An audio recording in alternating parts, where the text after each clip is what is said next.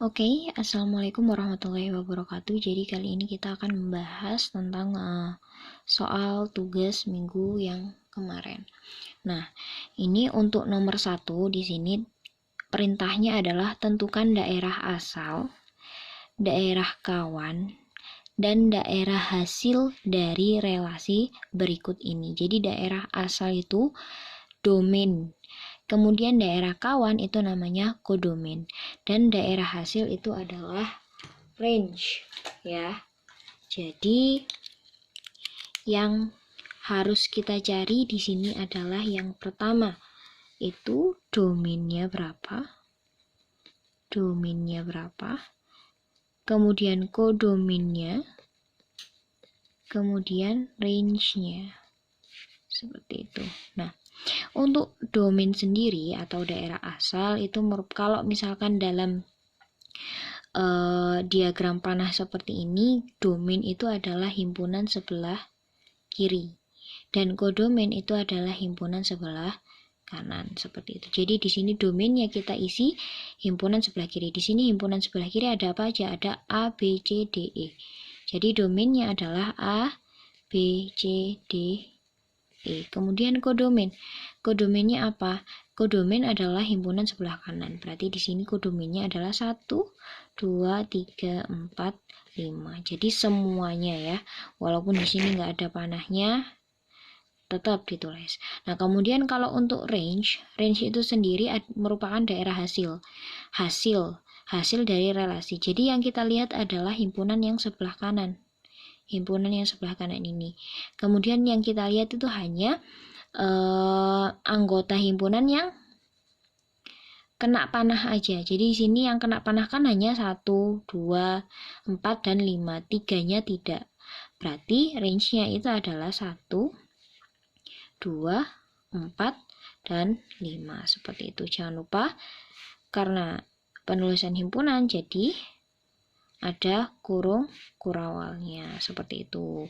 Ini untuk yang A. Kemudian untuk mencari yang B ini kan merupakan diagram ya. Nah, ini sama, tinggal kita lihat nih, kalau domainnya itu merupakan bilangan-bilangan yang ada di sumbu X-nya. Kemudian kalau kodomain itu merupakan bilangan-bilangan yang ada di sumbu Y-nya nih.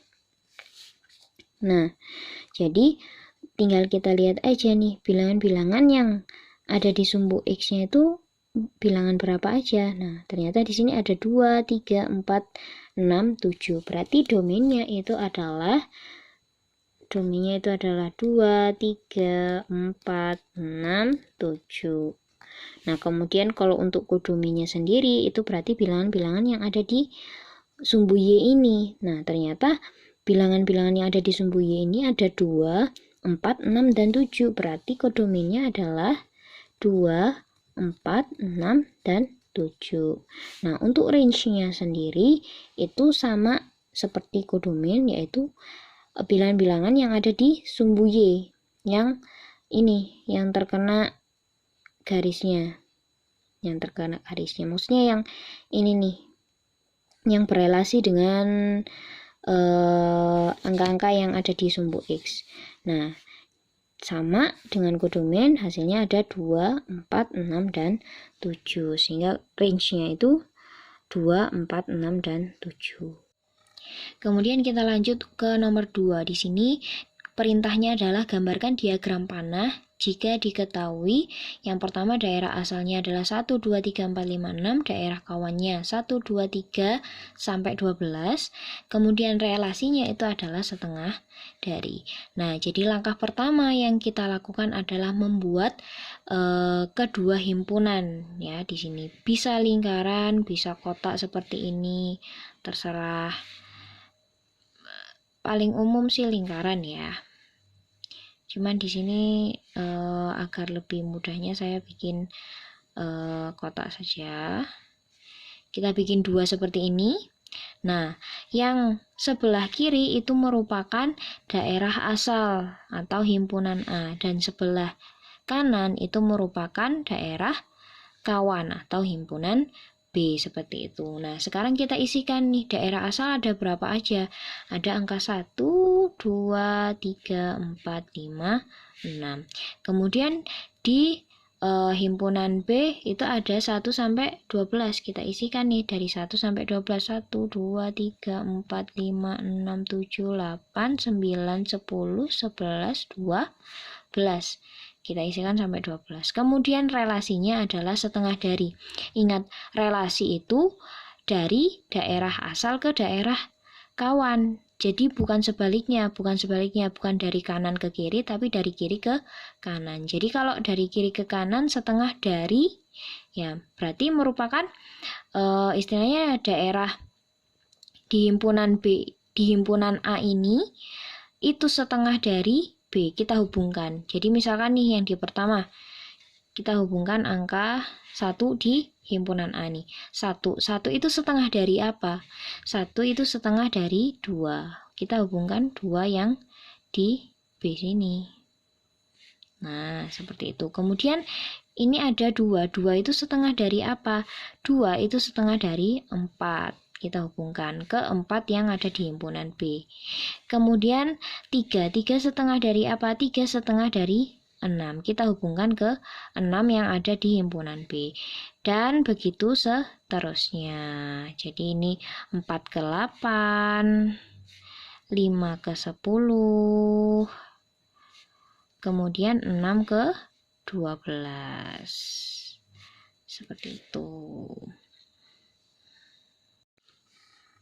Nah, kemudian kita lanjutkan ke nomor 3. Di sini kita diperintahkan untuk menyatakan diagram. Kedua diagram ini kita nyatakan ke dalam himpunan pasangan berurutan. Caranya adalah ya kita tinggal melihat nih. Kita tinggal lihat pasangannya aja.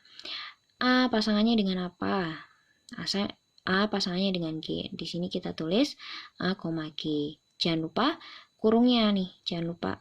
Karena ini satu pasang, jadi harus kita kurung. Kemudian ini karena dalam himpunan, nah makanya di sini harus ada kurung kurawal, ya. Di sini harus ada kurung kurawal.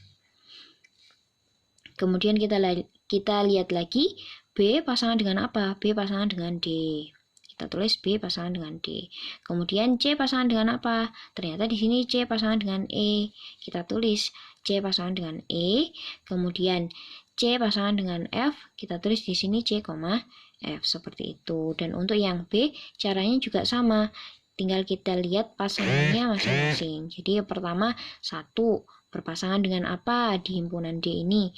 Ternyata 1 berpasangan dengan B. Kita tulislah di sini 1, B. Kemudian 2 dengan C. Kita tulis di sini 2, C. Kemudian 3 ternyata dengan B. Kita tulis di sini 3, B. Kemudian 4 di sini berpasangan dengan C. Kita tulis di sini 4, C. Seperti itu. Nah, sekarang kita ke nomor 4. Nah, di sini di nomor 4 diketahui suatu relasi himpunan A ke himpunan B yang dinyatakan dengan himpunan pasangan berurutan 1, negatif 1, 3, 1, 5,3.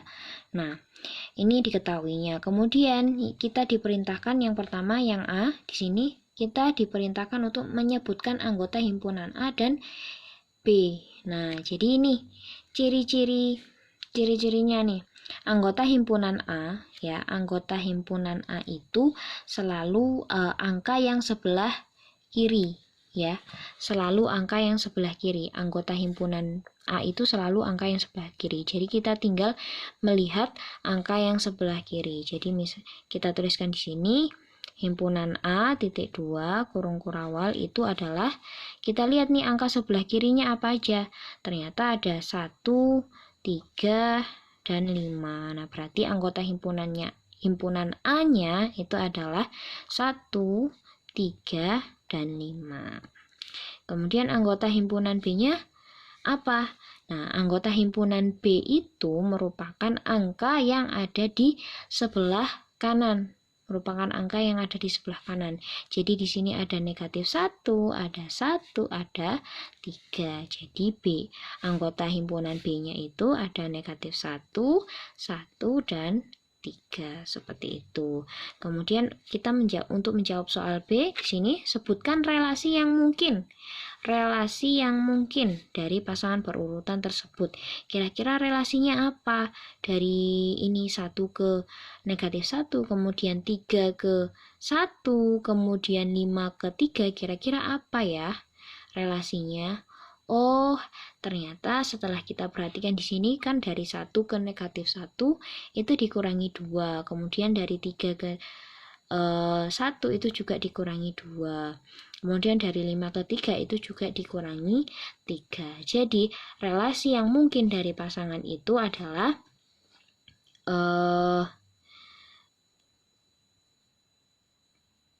relasi yang mungkin dari pasangan itu adalah 2 lebih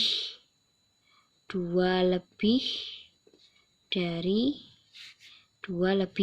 Artinya misalkan ya, yang pasangan 1, -1, pasangan yang pertama ini. Misalkan, itu artinya 1 itu 2 lebih dari -1, seperti itu. Artinya seperti itu. Nah, kemudian yang C, kita diperintahkan untuk menggambarkan diagram garis dan panahnya. Ya, tinggal kita buat, yang pertama kita buat diagram panah terlebih dahulu. Ya, kita buat 2 himpunan seperti ini. Nah, ini himpunan A, ini himpunan B, tinggal kita isi. Himpunan A isinya apa aja? 1, 3, dan 5, sesuai ini. Kemudian himpunan B isinya apa aja? -1, 1, dan 3, sesuai ini. Nah, setelah itu tinggal kita hubungkan nih sesuai yang diketahui di sini. 1 ternyata dipasangkan dengan -1. Nah, kemudian 3 dipasangkan dengan 1. Kemudian 5 dipasangkan dengan 3, seperti ini. Nah, jadi diagram panahnya. Kemudian kalau kita diperintahkan untuk menggambar diagram garisnya, nah, tinggal kita buat sistem koordinat kartesiusnya. Nah, kita masukkan saja ini sumbu yang horizontal ini, yang horizontal itu sumbu X. Yang tegak atau yang vertikal ini sumbu Y. Nah, tinggal kita masukkan aja yang angka sebelah kiri ya, jadi 1, 3, 5, atau ini himpunan A-nya itu sebagai X-nya. Jadi sebagai X-nya. Jadi 1 itu sebagai X-nya. Misalkan di sini 1. Nah, ini sebagai X-nya. Berarti kita tandai satunya di sini nih. Kemudian Y-nya berapa? Y-nya -1 nih, karena satunya kan dipasangkan dengan -1. Nah, yang sebelah kanan ini sebagai Y-nya. -1 ke bawah, di sini -1. Berarti titiknya di sini. Ketemu di sini. Kemudian 3. Kemudian 3 dan 1 ya. Berarti 3. X-nya 3, Y-nya 1. X-nya 3, Y-nya 1. Nah, setelah kita hubungkan, ketemu titiknya di sini. Nah, kemudian kita lanjut nih. 5, 3. X-nya 5, Y-nya 3. Setelah kita hubungkan, nah, ketemu titiknya di sini. Kemudian kita lanjut ke nomor 5. Nah, di sini nomor 5 itu soalnya adalah ada suatu pabrik kertas berbahan kayu memproduksi kertas melalui 2 tahap. Nah, tahap pertama itu menggunakan mesin 1 yang menghasilkan kertas setengah jadi. Jadi, kertasnya itu masih belum jadi kertas, masih setengah jadi. Dan tahap kedua itu menggunakan mesin kedua yang menghasilkan kertas jadi. Nah, jadi dalam produksi mesin 1, mesin yang pertama yang menghasilkan kertas setengah jadi, nah itu fungsinya itu ini Fx sama dengan 6x min 10. Dan yang mesin kedua itu menghasilkan kertas. Nah, itu fungsinya Gx X kuadrat plus 12. Nah, sekarang X-nya itu merupakan bahan dasar kayu dalam satuan ton. Jadi X di sini, X di fungsi fx dan di fungsi gx itu merupakan banyaknya bahan dasar kayu dalam satuan ton. Kenapa kok disimbolkan dengan X? Nah, karena di sini kita bisa memasukkan bahan dasar kayu itu berapa aja. Jadi kita mau memasukkan bahan dasar kayu misalkan 10 ton. Nah, kemudian diolah dengan fungsi seperti ini. Nah, nanti jadinya seberapa? Nah, seperti itu. Kalau kita mau masukkan bahan dasar kayunya 1000 ton. Nah, kita tinggal masukkan saja ke fungsi ini. Nah, ternyata nanti hasilnya jadi berapa seperti itu. Jadi X disimbolkan dengan X di sini karena jumlah bahan dasar kayunya itu tidak tetap, bisa diisi dengan angka berapa aja. Kemudian kita lanjut langsung ke pertanyaan yang A. Di sini ada jika bahan dasar kayu yang tersedia itu 50 ton, bahan dasar kayunya 50 ton, berarti X-nya kita peroleh di sini X-nya itu sama dengan 50. Nah, berapakah kertas yang dihasilkan? Kertas yang jadi ya. Nah, sehingga kalau kita mau membuat kertas sampai jadi, nah itu kan berarti melalui 2 tahap. Karena melalui 2 tahap berarti artinya adalah fx ditambah gx, ya kan? Karena melalui 2 tahap, tahap 1 ditambah tahap 2, seperti itu. Nah, sekarang untuk mencari yang A ini, langkah pertama yang kita lakukan adalah kita menjumlah dulu fx ditambah gx. Nah, itu berapa? Sekarang di sini fx-nya kan 6x min 10, kemudian ditambah gx-nya di sini x kuadrat plus 12. Nah, tinggal kita tambah nih. Nah, 6x karena tidak ada sekawannya sehingga tetap 6x, kemudian 10 di sini kan sekawannya adalah 12. Negatif 10 ditambah 12 itu plus 2. Kemudian di sini ada x kuadrat. X kuadrat karena tidak ada sekawannya sehingga tidak dapat dijumlah, sehingga di sini tetap x kuadrat. Sehingga kita peroleh x kuadrat plus 6x plus 2.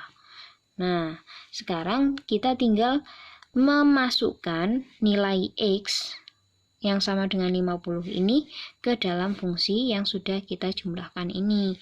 Jadi hasilnya adalah, kita anggap fungsi ini adalah fungsi hx. Jadi hasilnya adalah H50. Nah, x-nya kita ganti dengan 50. Berarti 50 kuadrat ditambah 6 dikali 50, dalam kurung ini artinya dikali, tambah 2. 50 kuadrat hasilnya adalah 2500 ditambah 6 dikali 50 adalah 300 ditambah 2. Nah, hasilnya adalah 2802. Nah, ini adalah kertas yang dihasilkan. Seperti itu. Kemudian untuk menjawab yang B, di sini pertanyaannya adalah jika kertas setengah jadi yang dihasilkan oleh mesin 1 sebesar 110 ton, berapakah bahan dasar kayu yang digunakan? Kemudian berapakah kertas jadi yang dihasilkan? Jadi di sini ada dua pertanyaan. Yang pertama itu berapa bahan dasar kayu yang digunakan, dan yang kedua itu kertas jadi yang dihasilkan itu berapa. Nah, jadi yang B ini kebalikannya dari yang A. Yang B ini diketahui hasilnya dulu. Nah, yang ditanyakan bahan dasarnya berapa. Jadi tinggal kita balik aja. Nih, karena yang 110 ton ini adalah hasil dari mesin 1, berarti kita pakai fungsi yang mesin 1, yaitu 6x min 10.